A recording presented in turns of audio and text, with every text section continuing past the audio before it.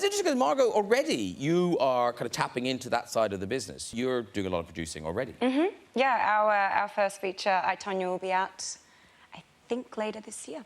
Oh, is that your first one? Yeah, that's the first one to be released. We've actually filmed 2 now, and we're about to go into... We're in pre-production for our 3rd. Wow. Are you in them all? The first 3, yes, but after this, no. Oh, OK. Mm-hmm.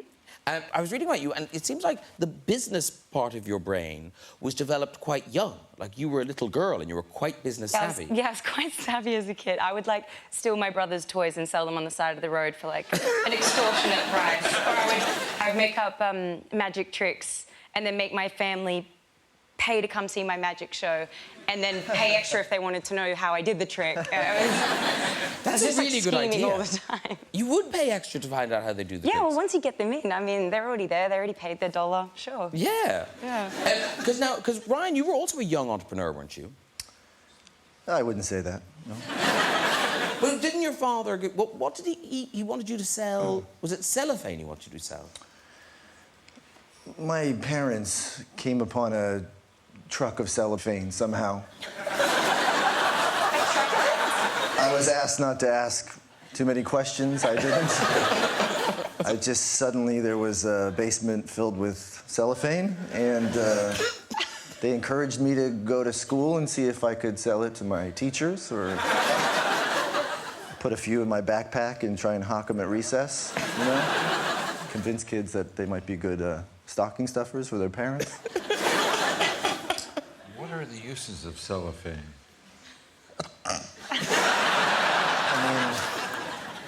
How did it go? What do you mean, what's the use of cellophane? I know the name, but I don't know what you do with it. You know, you wrap sandwiches in it, it keeps things fresh. Oh, okay.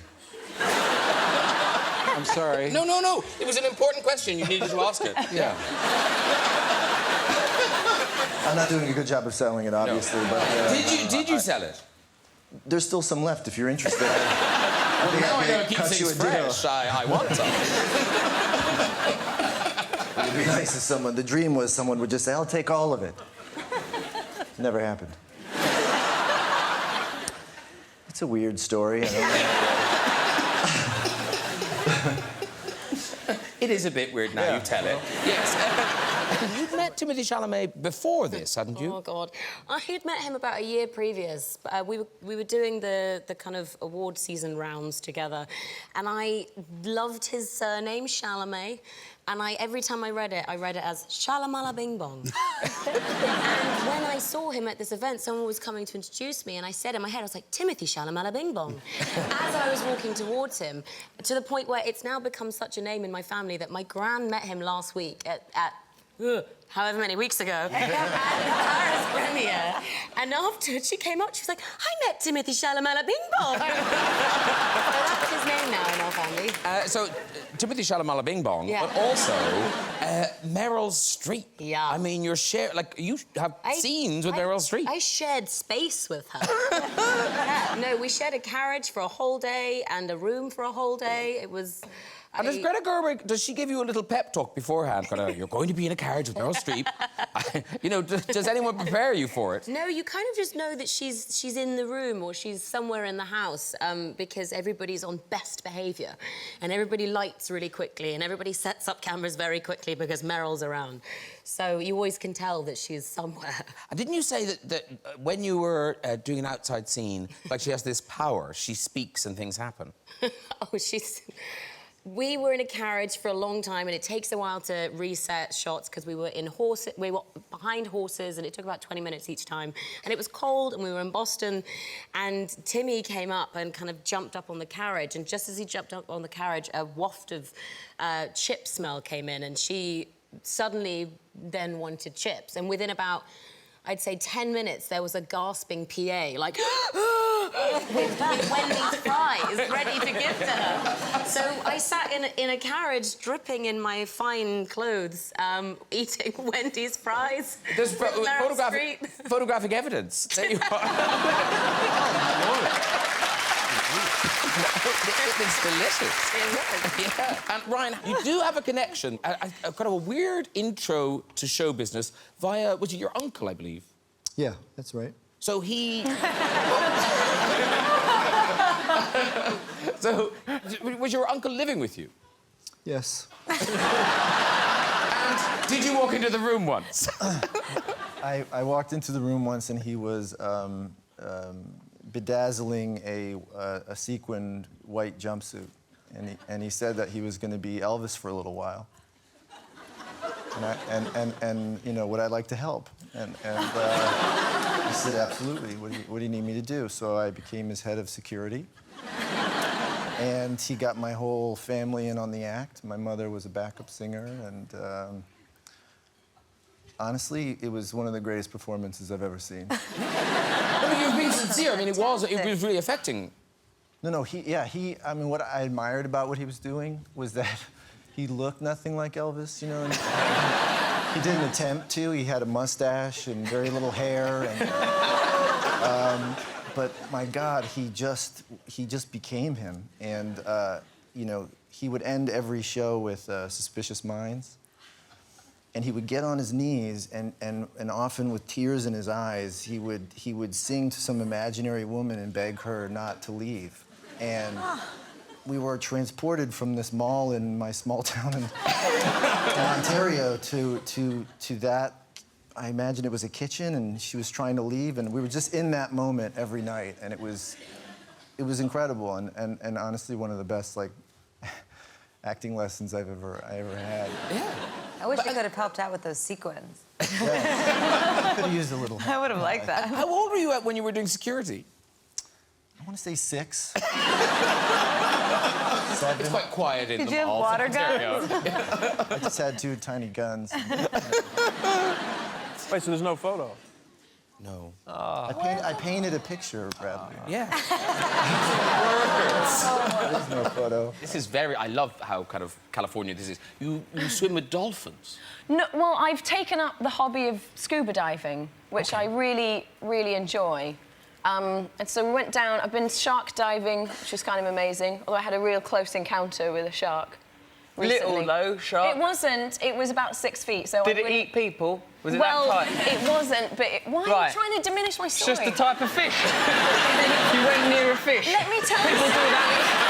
That's your story. I was near a fish Let once. me tell It could have eaten your hand. It could have eaten your hand. Don't clap him! Thank you. I love you. I'm one of you. I'm here for you. I'm gonna just shit on all of your stories. Don't you have rules for swimming with dolphins? With dolphins, I heard that you're not supposed to touch a dolphin unless they come to you and offer themselves for a rub down. Oh! You're not supposed to touch them. Why? If they don't, because dolphins mate for life, and if you touch one of them, the other one can smell your touch on them, and they think that they've cheated on them, and then you can break up a dolphin marriage. That is true. That is fact. I know. I'm going to have to phone up SeaWorld directly. I've been down one's blowhole. Well, Paloma Faith, she's had a dolphin orgy, if that's the case. I reckon I've broken up a few dolphin marriages.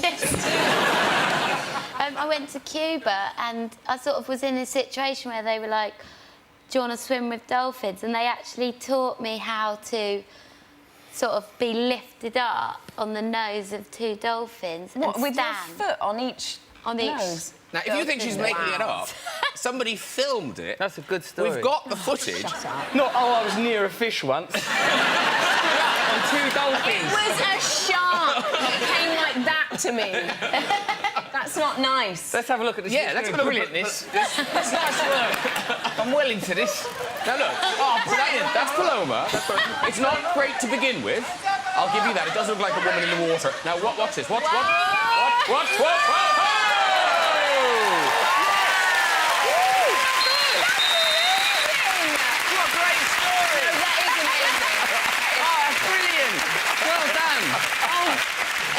Have you got any footage of you near that fish? Because, Margaret, were you a goth?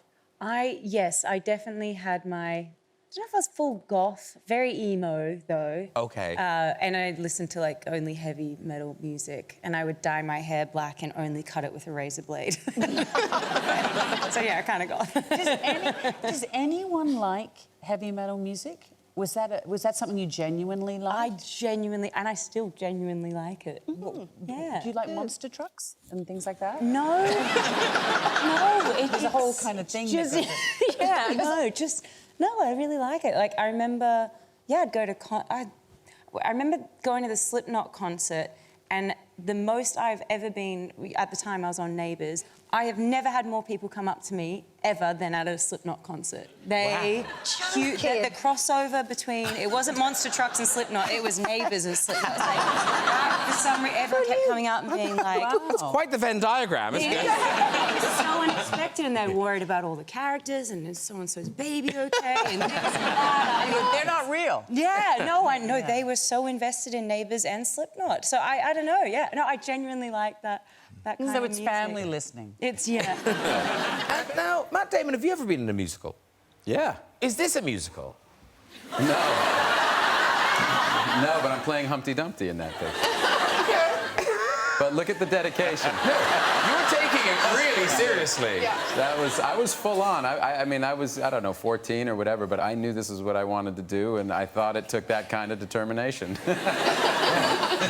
So was that at school? Is this when you... Because you were at school with Ben Affleck. Yes, yeah. And that's when your connection started, was back then. Yeah, yeah. But even at that age, as you say, you both took it very seriously. Yeah, we've talked about how weird it is that, I mean, no one in our families was in the industry. I mean, we lived in Boston or Cambridge, Massachusetts, not a town that had, you know, I mean, it was very odd that we both wanted to do this, and we lived just 2 short blocks away from each other, and each had this kind of singular, kind of individual passion for this thing, and so when we met, it kind of reinforced, you know, everything for both of us, and that was kind of how our friendship started.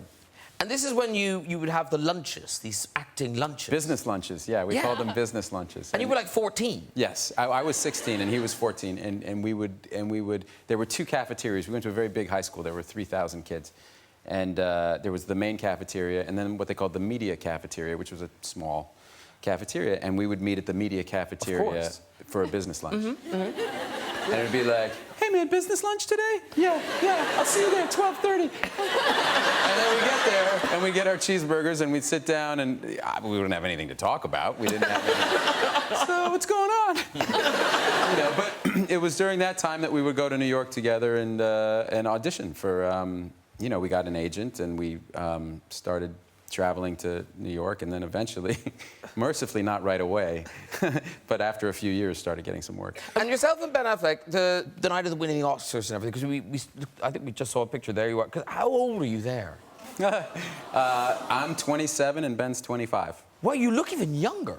Yeah. Yeah. Yeah, but, you know, funnily enough, we'd been in the business for a while then. I mean, I got in the union when I was 16, so, I mean, that's 11 years after getting in the union. But that still must be such a kind of mind thing. Yeah, I mean, it took a really long time to just process everything. I mean, things happened so fast, you know, even though we'd been hanging around Hollywood for a long time, and that movie, Good Will Hunting, you know, was 5 years in the making, so it happened kind of in slow motion for us. We were anxious to get it going. Things weren't moving fast enough. But once all of that happened kind of overnight. That night must have sent you into a tailspin. Did you go crazy that actual night? Did you go nuts? Actually, I remember very clearly going back with my girlfriend at the time, and we went to her house, and she went to sleep, and seriously, I couldn't. Well, I had a ponytail back then.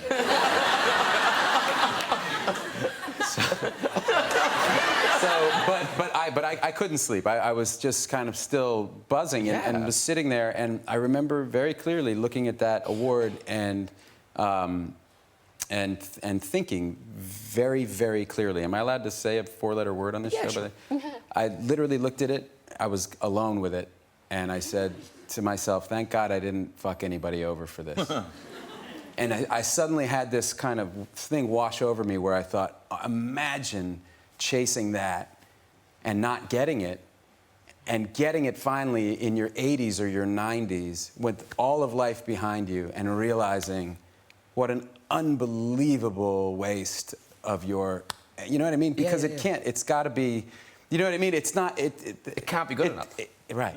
It can't fill you up. It will never, if that's a hole that you have, that won't fill it, right? And I felt so, like, blessed to have that awareness at 27. To learn it at that age. To learn it, and because I wouldn't have known it unless I knew it, you know what I mean? You're right, like, imagine figuring it out at 80. That would be... How hard, and I literally, like, my heart broke for a second. It's like I imagined another one of me, you know, an old man, kind of going like, oh my God, where did my life go? What have I done? And then it's over, you know? We're going to focus on the early dancing career of Mr. Ryan Gosling. Oh, wow. That makes sense. Now, Makes sense that the only video you have tonight is... is this. So the dance troupe you were in, can you tell us about... Because apparently, young dancers, they can be quite vicious. It's a cutthroat business. And I had to get out. I was on some kind of Canadian Star Search, and I somehow made it to the finals. And my main competition were these two twins who were tap dancers, and they were dancing to Phil Collins' Two Hearts. Ooh. And they had big heart-shaped bows, and they were just, they were the ones to beat. So I remember, you know, wishing them luck and going on stage, and I was getting ready to start. I was dancing the Everybody Dance Now by CNC Music Factory, of course. Yeah. And I'm getting ready to start, which is This Is How You Started. A winning dance number, if you want to know. Please get out of your hands, bud. Go ahead, go up. And I look up into the just off stage, and the two twins are standing there like the twins from The Shining. And they're just going like this. And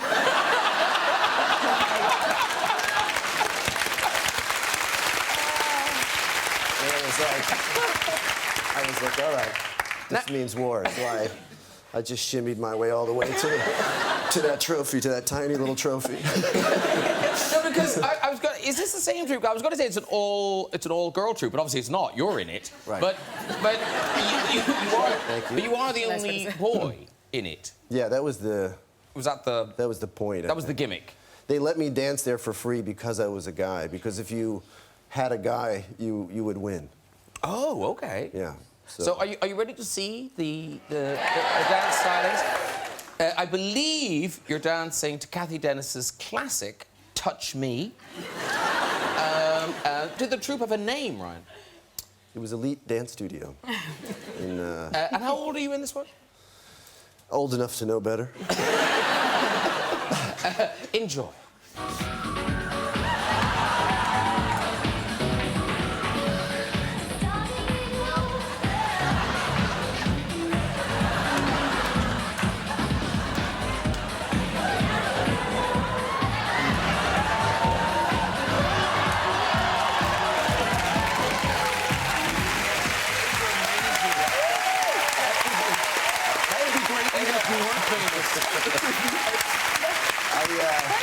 Serious moves. Genuinely I wish I could say good. someone said, here, you have to wear this. But that was my idea. I thought, I have a vision for this number. It's purple and silver hammer pants.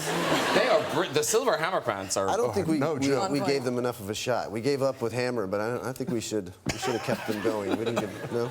Yeah, right. They may You'll come cut back. that part out. They may come back. Your home life, animals. Is it a farm you have? We wound up inheriting what was an old dog and horse rescue. Oh, I see. Up there in Malibu Way, and then there was all these empty stables, and I can't stand negative space. Plus, I'm a softie at heart, and there's a lot of rescue. So are these all rescues? Largely, So yes. we've got some llamas. Yes. Who were, There's Madre, and that is Fuzzy on the left. Were they rescued from a hairdresser's? They were rescued from I needed sweaters. Like, I think she's gone too short, myself. She's the alpha. Don't mess with her. And then you've got these lovely cows. We do. Those are Oreo cows. I saw some in Richmond, and then they said they had them up in Santa Barbara. I said, give us a couple. Belted Galloways, I believe they're called. Thank you. You're welcome. There you go. Hugh Laurie, ladies and gentlemen. Cow expert. I sit corrected. Belted Galloways. Oreo cows is cute. Is better. If you're, if you're 6, that's how you learn. Yeah, that's an Oreo cow. But then you've got some very ordinary things. You've got some chickens knocking around. Yes, that's Bert up front. Oh. No, you don't know the names of the chickens. Okay. Then, now, goats, I feel, are hard to keep. These do not, that looks like... That's Trigger and Memo. They are pygmy goats, and they're also brother lovers. Oh. Yes. How very modern. It's perfect. Yeah. Do these come in the house? Not when they're active. Okay. Is this Trigger or Memo, this one? Oh, my God. That is our newest one, and his sweet name is Flash. And that's he's a real rescue. Because he looks like he's possessed by the devil. and then you have one of the most relaxed cats I've ever seen. To the point of... that's Montgomery, named after your great general. That's amazing. He's sort of more of an ointment, really. He's melted. I know. The cat is melted. Yes, he's heavily sedated there. Margot, I don't know if you were a terrible child, but do you know the story I'm talking about where, like, you do not win any awards for being a good daughter? There are many stories where I don't win awards. I was not a great daughter. I am forever in my mum's debt because I was such a brat. I feel really bad about it. Tell us the story about when you were on your computer and she wanted your help. Oh, yes. Yes, OK, so I was on MSN, obviously the most important thing at the time. Got us in the details. And we lived out, like, you know, out in the sticks, and often snakes would get into the house and... you know, it wasn't a big deal, but you just have to, like, chase them around and get it out, and it's kind of time-consuming and annoying. And so my mum yelled out, and she was like, can you come help me? This snake's really big, like, I can't get it on my own. Can you come help me? And I was like, I'm so busy, Mum. No, I can't. Like, just being a brat, because I was on MSN. And she was like, oh, OK, you should please. And I was like, be gone. And, and then she was gone for, like, 10 minutes, and I was like, oh. She's been gone for ages. And then I like, got up from the computer.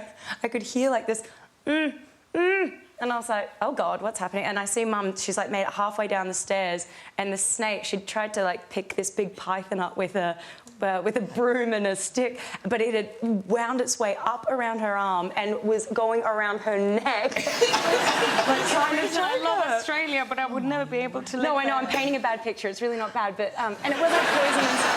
It wasn't poisonous steak, but they do strangle you. And, and I felt so bad. And get it off her? You just got to give it something else to climb on. So you get a stick or something, it starts weaving its way around that, and then you can transfer its weight and Good to know. get it off. Yeah, that is top tip, Or though. you grab it behind its head. You grab it behind its jaw. Oh, they hate that. They hate Well, you just don't want it to bite you. But was your mother okay? Yeah, she was fine. But I felt bad, and I tried not to be such a brat. When Mum asked for help in future, I kind of did it. A lesson learned. A lesson learned. Very good. You know, You shot yourself. Well, yeah, I mean, I can't... Emily, we're coming round to you. We're coming round to you. Is this like a pass the parcel situation? One of the most delicious street food things I ever ate made me ill, but it was delicious. Made me ill. But how ill? Very ill. Giardia on the loo for weeks. Oh, wow. It was a pigeon pastilla in Marrakesh. I mean, it sounds like a recipe for, if you don't mind me saying, diarrhea. Yes. In the interest of balance, I shot myself on a bus in Turkey. There we go. There you go. Come on, Blunt. We already know that Emily.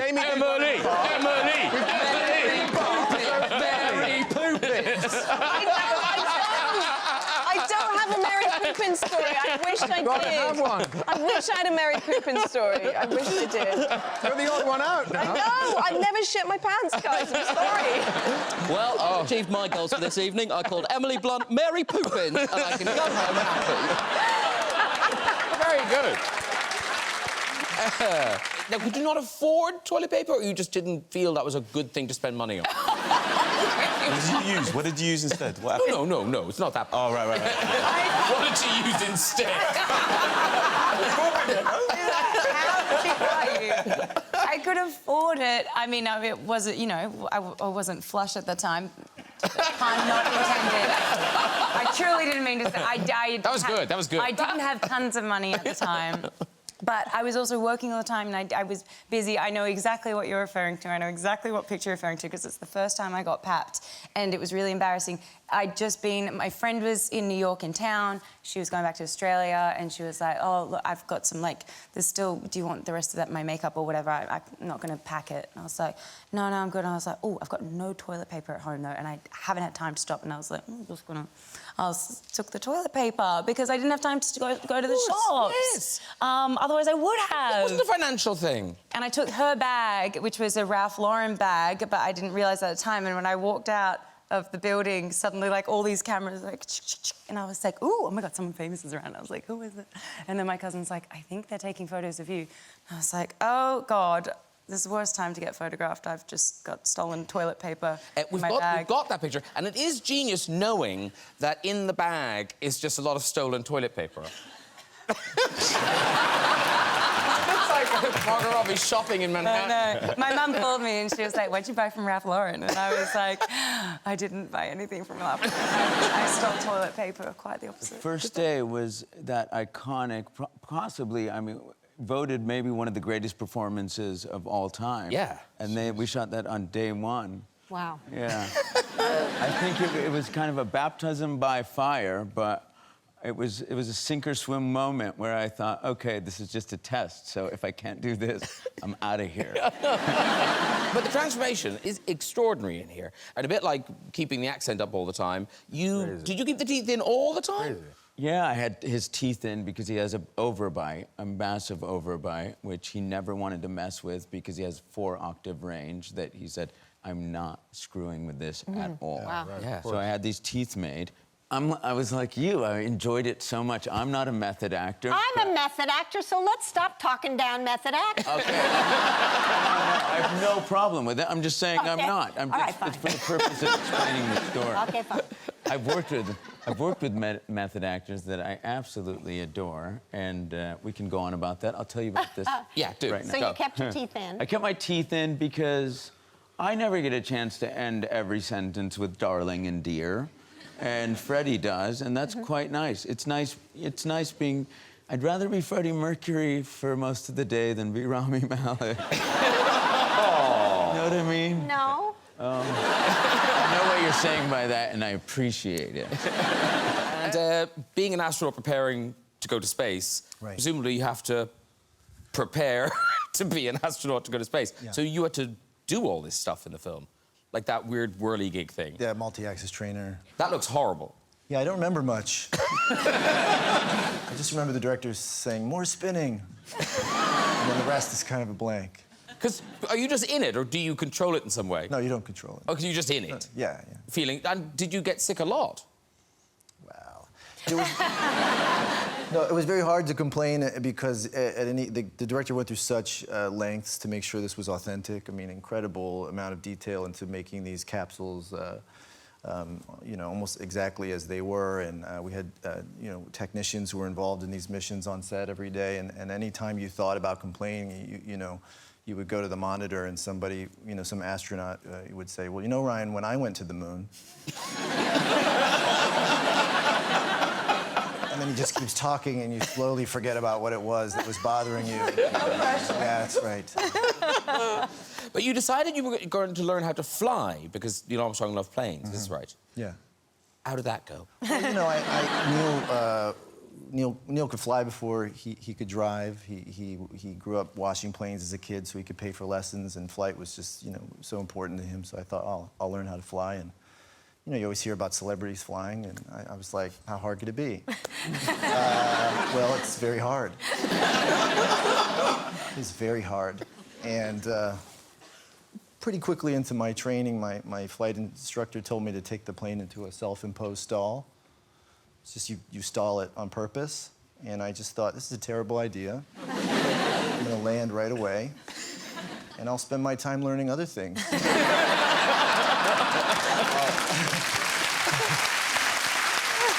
Obviously, you're English, but you had a dialect coach for the English accent. I did, yeah. Because I've lived in America for so long that Where do you live? I live in California. And my kids are American, and that's what I hear around me all day. So I have little things that I don't notice that sort of slip in. So I had a voice coach I had to brush up my English. Wow. Yeah. Well, you'd be smiley, and then suddenly you'd hit like a hard R or something, or a weird sound would come out. So I needed to sort of have English lessons. Because Abby Cornish, who's in Robocop, she was saying in interviews you do a very good Australian accent. Do you? No, Give it a crack, mate. now I'm on the spot with someone. Well, I don't know. There's that sort of subtle kind of accent that just sort of touches the words. That's quite good, isn't it? That's having not studied, and then there's, of course, you know, like the full-on, you know. Passable. Absolutely. We're not here to fuck spiders. What does that mean? What does that mean? Let's get on with it. It'd be difficult to try and fuck a spider. It sounds like in Australia you could find a spider to fuck.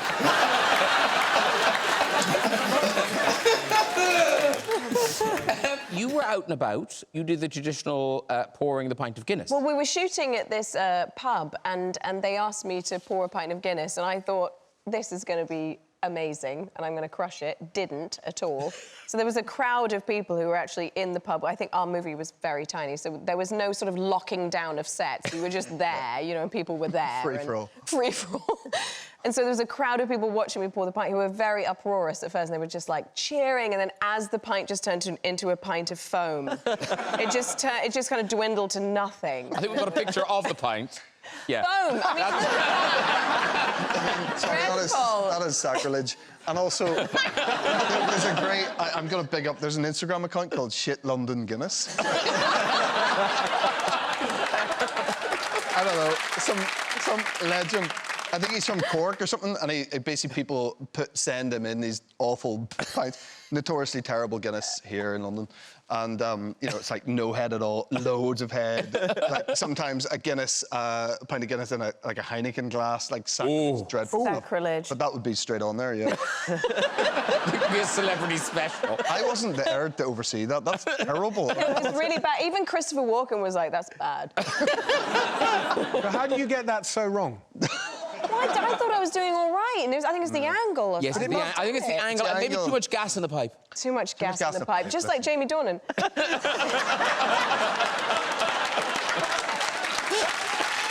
Boom. That was rehearsed. That was rehearsed. It's good, it worked, right? It was worked funny. great. It was funny, yeah, It it was worked funny. great. That was funny. Everyone on the couch, when you've been to award shows, the Oscars, the Golden Globes, you've all taken your parents, which is, I mean, that seems, you know, to have four of you all do the same thing. Touching. It's lovely. Now, Ryan, your mom, I mean, I'm sure she likes meeting the celebrities, but isn't it the gift room is really her thing she enjoys? I don't want to out my mom like this. I will tell a funny story about that picture, though, which is that my mom was convinced that year by her friend that beehives were going to be all the rage. And if you didn't have a beehive, you'd feel embarrassed. And it turned out to be the opposite. It was a natural hair vibe that and my mom sat in front of Rachel Weisz, and her hair was so high that Rachel had to keep... And my mom kept sinking in her chair, and I didn't know what to do because I was, you know, I wanted to have a nice night, so I didn't know Meryl Streep, but she was sitting next to me, and I said in a commercial break, would you mind just telling my mom you like her hair, you know? Aww. And she was like, I got this. And then the commercial went, she goes, do you know, I wish I was going to do a beehive, and I wish I had. My mom was like, raising the roof all night. Does she already know that story, your mom? My mom? Yeah. Oh. No, you Yikes! She doesn't watch this show. Now, Florence Pugh, you're having a special New Year's Eve because you like someone on the couch. Oh, I know, I do. I mean, I like all of you on the couch. Don't lie. You like one more than the other. Yeah. No, I particularly love the sound of Tom Hanks' voice. Oh, my. Really? Yeah. No, I... This? Yeah, that. Hey, that's great! No, my mum actually reminded me this morning. She found out that you were here, and she said, do you remember... Because I was sick quite a lot as a kid, and I was always in hospital, and they were always trying to find a good position for me to sleep in. And apparently, I would always wake up when Toy Story was over and the ending credits would play. So she'd quickly get up from her bed and rewind it and press play again. So I've been very soothed to sleep. You got a friend in me. You got a friend in me. Oh, there you go. Okay, assume the position. Now, here we go. Now, you're kind of an honorary Brit because you've spent a lot of time here. How long did you live here for? You've just moved. I only just moved, begrudgingly moved, because we opened our production office in LA, but I was living here for the last 3 years. OK. And I don't know why I'd be surprised, because you're Margot Robbie living in London, so of course you did. But you did mix in some highfalutin circles. Yes. Oh, yes. No, this picture, I don't know where this picture came from. Oh, OK, well... That's obviously you. Is that Sienna Miller? Yeah, I think so. And that's a princess. Is it a Beatrice one or a Eugenie one? I can't tell by the picture. Everyone kind of looks weird. You're picking everyone better than I can. I think it's one of them. And then tell us who this is. You know who that is. I know, but tell us. It's Prince Harry. I don't normally go to parties where these people are there. That was a one-off. OK. That doesn't normally happen. My friends aren't royals. But anyway, there, of course, is Cara Delevingne. And Cara's a good friend of mine, yeah, yes. And you were in Suicide Squad together. Yeah, yeah, she's awesome. And now, in the Suicide Squad, you tattooed your cast members, is this right? Yes. Because you're trained, yes, you're qualified. Yes. Well, no, so these are the tattoos you do? Yeah, we call them tomojis. OK. And did you do them all the cast? No, weirdly enough, no one else wanted them. So just the two of us got the toe emojis, but everyone else got squad written on them, and other people just would come by the trailer and get anything, and yeah, so I did all sorts of things. And so you can still tattoo people? Yeah, I reckon I've done, probably like getting close to 100 now. Because... Little ones, and honestly, I'm probably getting worse as I go along. Because we have a tattoo gun here. Oh boy. So if any of I noticed someone came and put that if any of your down by my toes, conveniently enough. If any of your couchmates want a tattoo, oh, do you? To commemorate this lovely evening.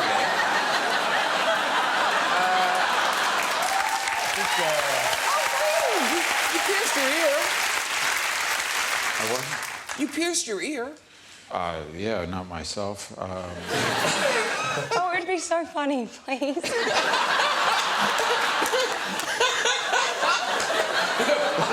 Bless you for thinking it might, but I'm seeing you actually are prepared. Oh, yes! You have this stuff there. Yeah.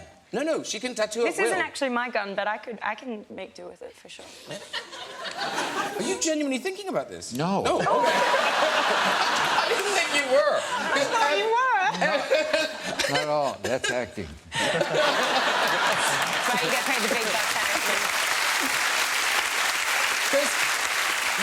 Ryan didn't look so shocked because you've already tattooed yourself, haven't you? Yeah. How did that go for you? Not great. What did you do?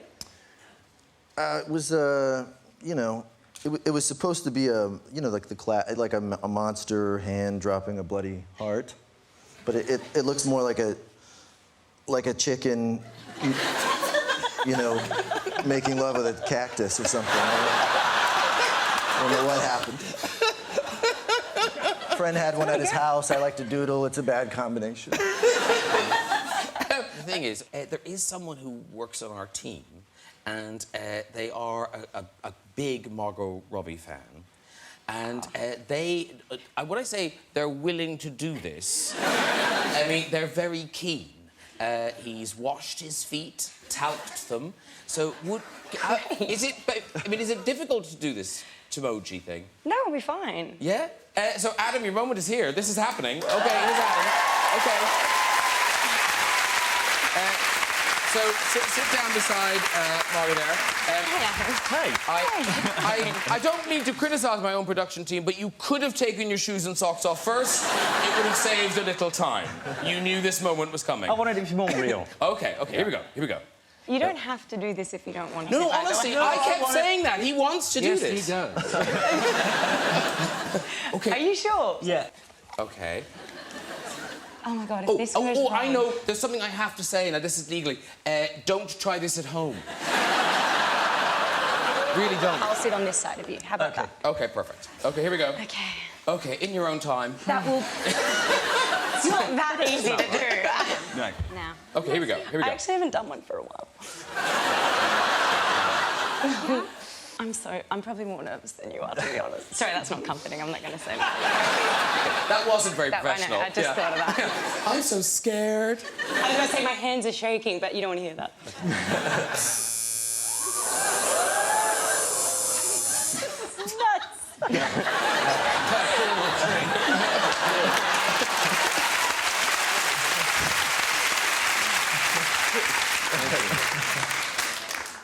Okay. Sorry.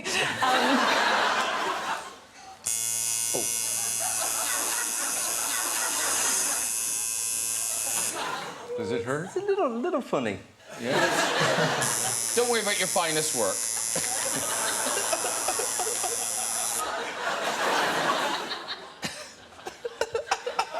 You do seem happy in your work. I I'll like give you doing that. it. I really do. I'm not particularly good, but I like doing it. I'm good at these. I'm good at emojis.